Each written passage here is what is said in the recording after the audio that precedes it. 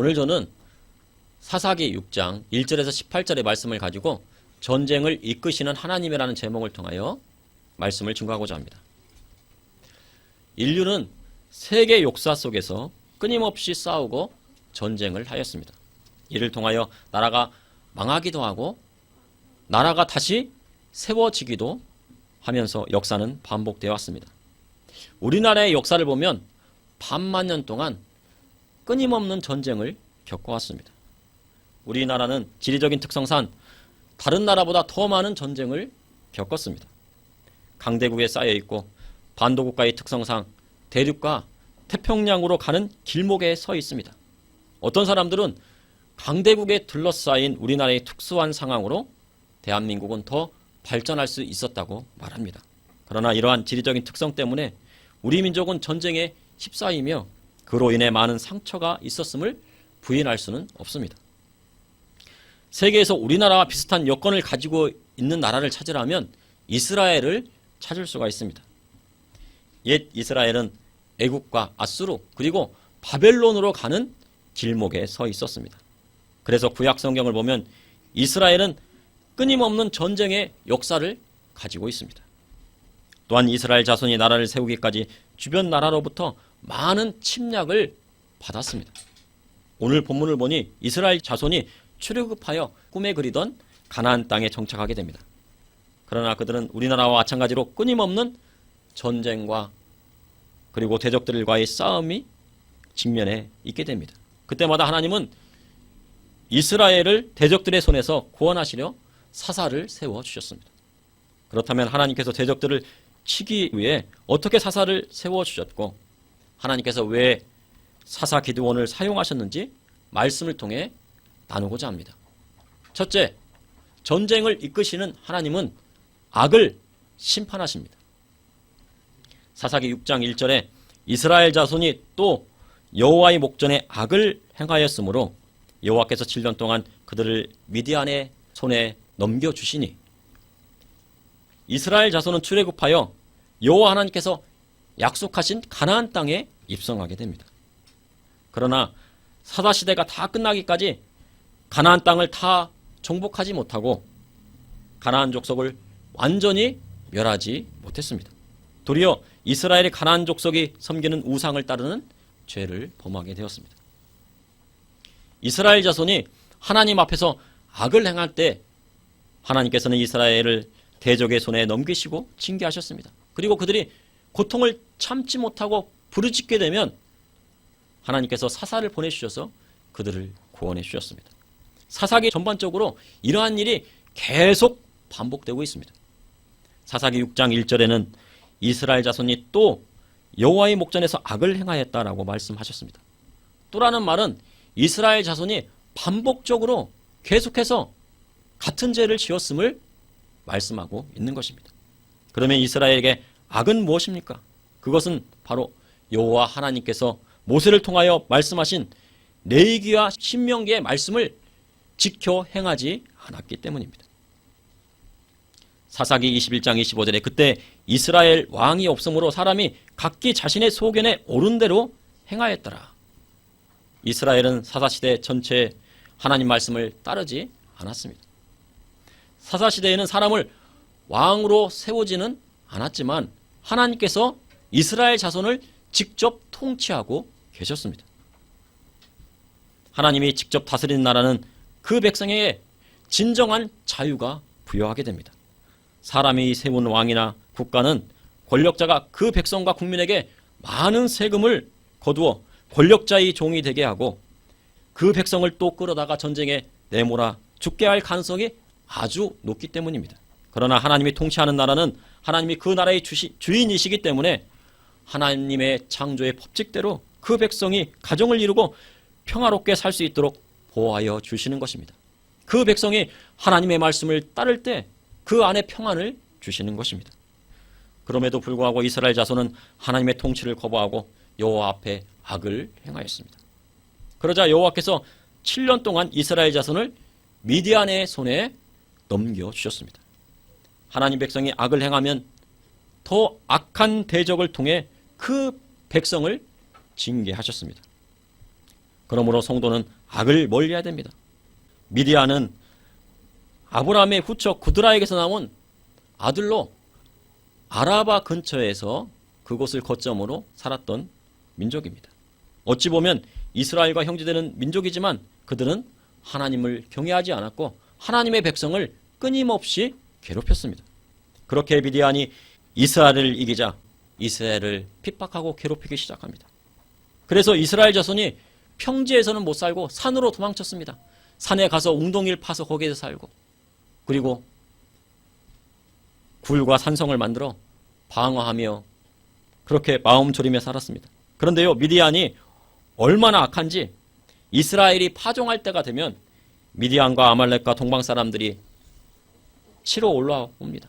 보통 약탈자는 추수할 때 와서 추수한 것을 빼앗아 갑니다. 그리고 곡식이나 가축을 빼앗아 갑니다. 그런데 이들은 파종할 때 왔다고 성경에 기록하고 있습니다.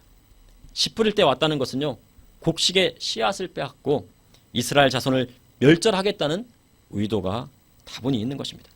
우리의 옛 조상들은 아무리 보릿고개가 힘들어도 그 해에 파종할 종자는 먹지 않았다고 합니다. 죽어도 그 종자씨는 먹지 않았습니다. 그 종자를 먹고 나오면은 희망이 없기 때문입니다. 이는 그 씨앗이 농부들의 마지막 희망이었기 때문입니다. 그런데 대적들은 진을 치고 가사에 이르도록 토지 소산을 멸하여 마지막 희망까지 빼앗아 버렸습니다. 그것을 7년 동안 하였던 것입니다. 이스라엘은 보통 이른비가 오는 10월경에 씨를 뿌리고 3, 4개월이 지나면 밀을 수확하게 됩니다. 그래서 2월이나 3월경에 추수를 합니다. 그러나 미디안은 파종하는 씨앗을 남겨두지 않고 빼앗았고, 농사를 지을 때 쓰는 소나 나귀도 빼앗고, 그리고 양들도 또 빼앗아 갔다고 성경이 기록하고 있습니다. 이렇게 악한 미디안은 낙타를 타고 왔는데 쿠수가 많아서 메뚜기 떼가 오는 것과도 같다고 했습니다. 그만큼 셀 수가 없었습니다. 그리고 장막을 치고 버티며 이스라엘의 멸하기를 작정하고 괴롭혔습니다. 대적들이 괴롭히는 것은 이유가 없습니다. 사람이 장난으로 개구리에게 돌을 던지는 것처럼 이유 없이 괴롭히는 것은 악한 자의 특징입니다. 그럼 이러한 대적 미디안이 이스라엘을 괴롭힘은 어찌 됨입니까? 그것은 바로 이스라엘 자손이 하나님의 말씀을 따르지 않고 바알과 아세라를 섬겨 하나님 앞에 악을 행했기 때문입니다. 데살로니가 전서 5장을 보면 항상 기뻐하라, 쉬지 말고 기도하라, 범사에 감사하라, 이것이 그리스도 예수 안에서 너희를 향하신 하나님의 뜻이니라. 성령을 소멸하지 말고 예언을 멸시하지 말라. 범사에 하려 좋은 것을 취하고 악은 어떤 모양이라도 버리라고 하셨습니다. 악은 어떤 모양이라도 버리라고 말씀하셨습니다. 이스라엘은 주 안에서 좋은 것을 취하지 않고 악한 것을 취하였습니다. 그리스도는 범사에 좋은 것, 바로 하나님의 말씀을 취해야 하는 것입니다. 그리고 악은 그 모양이라도 버려야 합니다. 술 취하지 말고 방탕하지 말고 음란한 곳은 가지 말고 보지도 말아야 합니다. 그리고 우상 숭배를 하지 말아야 합니다. 이것이 바로 모세를 통하여서 하나님께서 하신 말씀이고 하나님의 뜻인 것입니다. 그러므로 전쟁을 이끄시는 하나님은 악을 심판하십니다. 둘째, 전쟁을 이끄시는 하나님은 그분에게 부르짖는 자를 구원하여 주십니다. 사사기 6장 6절에 보면 이스라엘의 미디안으로 말미암아 궁핍함이 심한지라 이에 이스라엘 자손이 여호와께 부르짖었더라. 이스라엘 자손이 대적들의 손에 죽게 될 지경이 되었습니다. 7년 동안 종자까지 다 빼앗기고 농사 지을 때 쓰는 가축도 다 잃었습니다. 옛날 말로 산에서 풀뿌리 캐먹고 살아야 할 지경이 되자, 그렇게 해서라도 생명을 연명해야 될 지경이 되자 여호와 하나님이 생각난 것입니다. 사람이 평온하고 태평할 때는 하나님을 찾지 않다가 죽게 될 때가 되면 하나님을 찾습니다. 아무리 불신자라도 생명이 위태해지면 아이고 하나님 하며 하나님을 찾는다고 합니다. 이는 사람의 본성에 하나님의 형상이 남아있고 하나님을 찾는 그 마음이 남아있기 때문입니다. 이렇게 이스라엘 자손의 마음 가운데는 하나님의 형상이 남아있었습니다. 그래서 그들은 여호와 하나님께 부르짖었던 것입니다. 사사 기드온이 등장한 때는 출애굽 이후 200~300년이 지난 때이었습니다. 그러니 이스라엘 자손에게 출애굽 사건은 아주 먼 옛날 이야기에 불과한 것처럼 들렸습니다. 애굽왕 바로에게 종살이하던 이스라엘 자손이 고통 중에 부르짖자 하나님이 지도자 모세를 보내주셔서 그들을 애굽에서 이끌어 약속의 땅 가나안으로 들어가게 하셨습니다. 그런데 이스라엘 자손은 그것을 다 잊고 있었던 것입니다. 우리도 70년 전 6.25 한국전쟁을 통해 많은 사람들이 죽고 폐허가 된 땅에서 한강의 기적을 일으켰습니다. 지금 살아계신 분들 중에서는 6.25를 겪으신 분들도 있고 저 같은 경우는 6.25를 직접 겪지는 못했습니다. 그런 중에서도 하나님께서 세계 경제 10위권에 드는 대국을 만들어 주셨습니다. 이것은 다 하나님의 은혜입니다. 그러나 현재 북녘 땅은 아직도 공산 정권의 손아귀에 있습니다. 이로 인해 그 땅은 저주받고 가뭄과 기근과 홍수가 몰아칩니다. 또한 많은 북한 동포들이 자유를 억압받고 있습니다. 그런데도 한 나라의 대통령이 되겠다고 하는 사람이 공산주의와 대적하여 싸운 미군을 점령군이라고 하고 우리나라의 주요 단체 회장은 소련군을 해방군이라고 하였다고 합니다. 우리나라는 기독교 정신을 바탕으로 만들어진 헌법을 가지고 있는 자유 대한민국입니다. 어떠한 것도 기독교 정신과 헌법 정신을 흔들 수가 없습니다. 그리고 공산주의는 절대 기독교와 함께 할 수 없습니다. 공산주의와 기독교는 물과 기름과도 같은 것입니다. 절대로 섞일 수가 없는 것입니다. 그러니 공산주의자들은 교회에서 예배드리는 것을 못하게 하고 예배드리는 기독교인을 탄압하는 것입니다. 중국 공산당도 마찬가지입니다. 제가 탈북자에게 물어보았습니다. 북한의 기독교인들이 예배를 드릴 수 있냐고 했더니 기독교인들이 절대 예배를 못 드린다고 합니다. 정치봉소용소에 끌려가서 3대에 이르는 사람들이 감옥에 갇혀서 고통을 받고 죽임을 당한다고 합니다. 이것이 바로 공산당인 것입니다. 사사기 6장 7절에서 8절에 이스라엘 자손이 미디안으로 말미암아 여호와께 부르짖었으므로 여호와께서 이스라엘 자손에게 한 선지자를 보내시니 이러한 이스라엘 자손의 부르짖음에 하나님은 사사를 먼저 보내주시지 않고 한 선지자를 보내주셨습니다. 이스라엘의 부르짖으니 사사를 보내주셔서 급하게 구원하여 주시면 좋겠는데 하나님께서는 한 선지자를 먼저 보내신 것입니다. 이는 선지자를 통해 이스라엘을 깨닫게 하시기 위함이었습니다. 목회자는 성도를 깨우기 위해 하나님이 세운 종입니다. 그래서 하나님의 백성이 잘못된 길을 갈 때에는 돌이키라 외쳐야 하는 선지자적인 사명이 있는 것입니다. 한 선지자가 말씀을 선포합니다. 사사기 6장 8절에서 10절에 여호와께서 이같이 말씀하시기를 이스라엘 하나님 내가 너희를 애굽에서 인도하여 내며 너희를 그 종 되었던 집에서 나오게 하여 애굽 사람의 손과 너희를 학대하는 모든 자의 손에서 너희를 건져내고 그들을 너희 앞에서 쫓아내고 그 땅을 너희에게 주었으며 내가 또 너희에게 이르기를 나는 너희의 하나님 여호와이니 너희가 거주하는 아모리 사람의 땅의 신들을 두려워하지 말라 하였으나 너희가 내 목소리를 듣지 아니하였느니라 하셨다 하라. 하나님은 선지자를 통해 애굽의 종이 되어 학대받던 이스라엘을 이끌어 가나안 땅에 보내셨고 가나안 땅을 주어 가나안 족속들의 신을 두려워하지 말고 멸하라 하셨음에도 이스라엘 자손은 하나님보다 가나안의 우상을 두려워하여 하나님과의 약속을 이루지 못한 것에 대해 하나님께서는 선지자를 통해 책망하신 것입니다. 그래서 하나님이 한 선지자를 통해 이스라엘의 잘못을 깨닫게 하신 것입니다. 그런 이스라엘은 자신의 잘못을 깨닫지 못하고 부르짖기만 하였습니다. 내가 무엇이 잘못되었는지 모르고 부르짖기만 하였습니다. 그러나 하나님은 선지자를 통해 그들의 잘못을 깨닫게 하시고 돌이키게 하신 것입니다. 그러므로 전쟁을 이끄시는 하나님은 그 백성이 자신의 잘못을 깨닫고 부르짖을 때 그들을 구원하여 주십니다. 셋째, 전쟁을 이끄시는 하나님은 약한 자를 들어서 하나님의 영광을 나타내십니다. 요아의 사자가 아비에셀 사람 요아스에게 속한 오브라에 이르렀습니다. 그리고 상수리 나무 아래에 앉아 있습니다. 우리나라의 상수리 나무는 위로 곱게 뻗어서 올라가는데 이스라엘 상수리 나무는 느티나무와 같이 옆으로 퍼집니다. 그리고 잎은 작고 열매가 잎보다 입만큼 큽니다.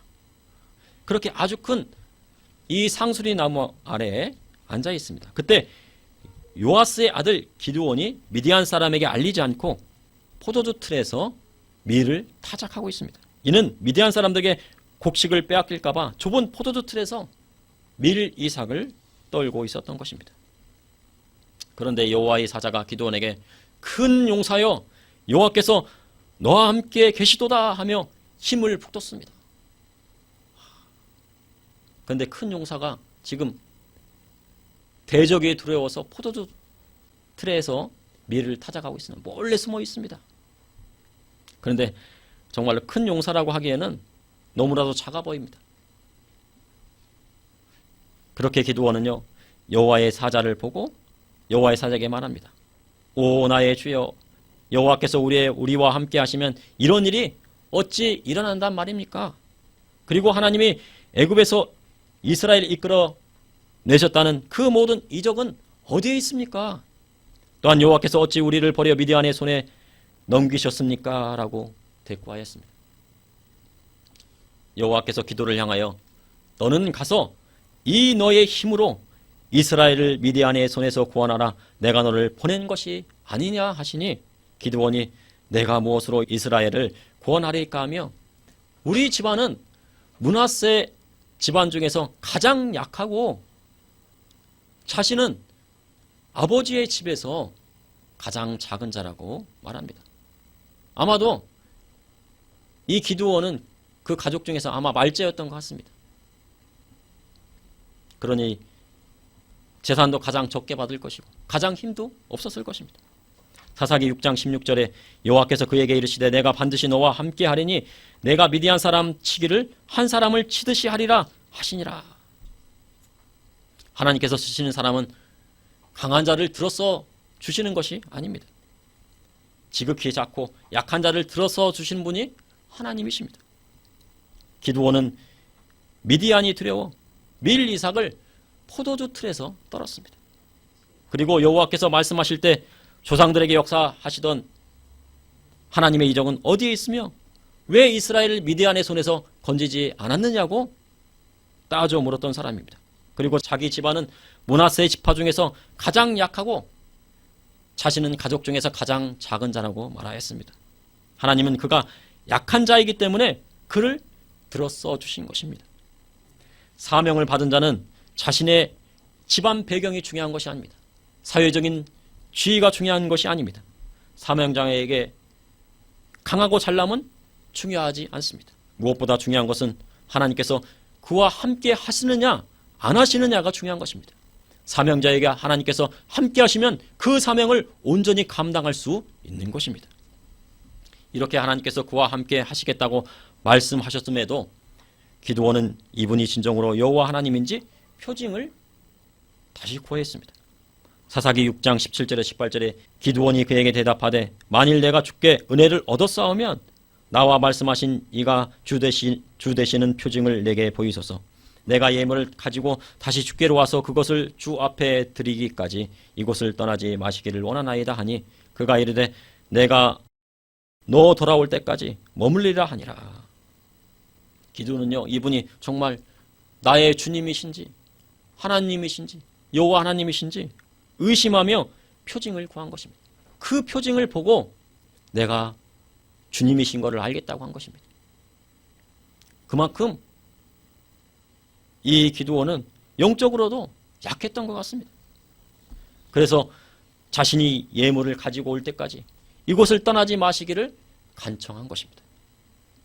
그러나 주님은 그 간청을 들으시고 기드온이 돌아오기까지 그곳에 머무셨습니다.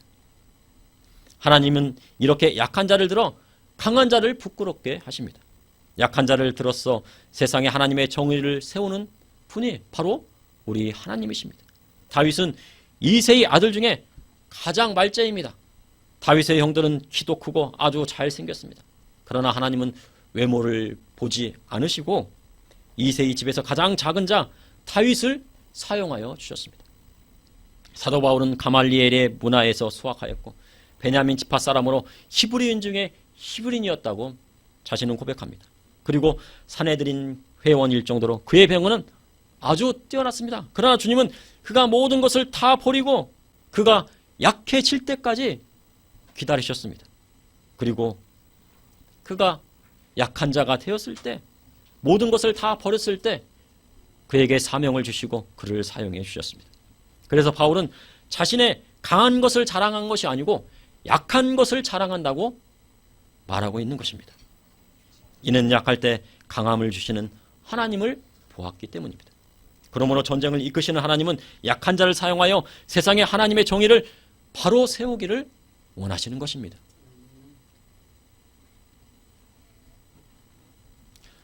오늘 코로나 확진자를 보니 1200명대를 넘어섰다고 합니다. 수도권만 900명대에 이릅니다.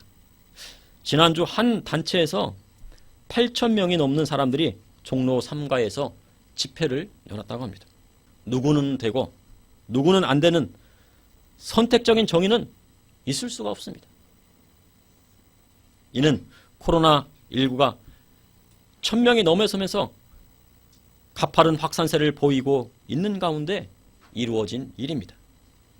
또한 백신 접종은 더디기만 합니다. 이에 따라 교회에 대한 압박은 더 강화될 것으로 보입니다. 뮤지컬이나 대규모 트롯 공연은 되고 하나님 앞에 드리는 예배는 엄격한 잣대를 들이대어 압박하는 것은 분명 잘못된 것입니다. 그러므로 전쟁을 이끄시는 하나님은 악을 심판하십니다.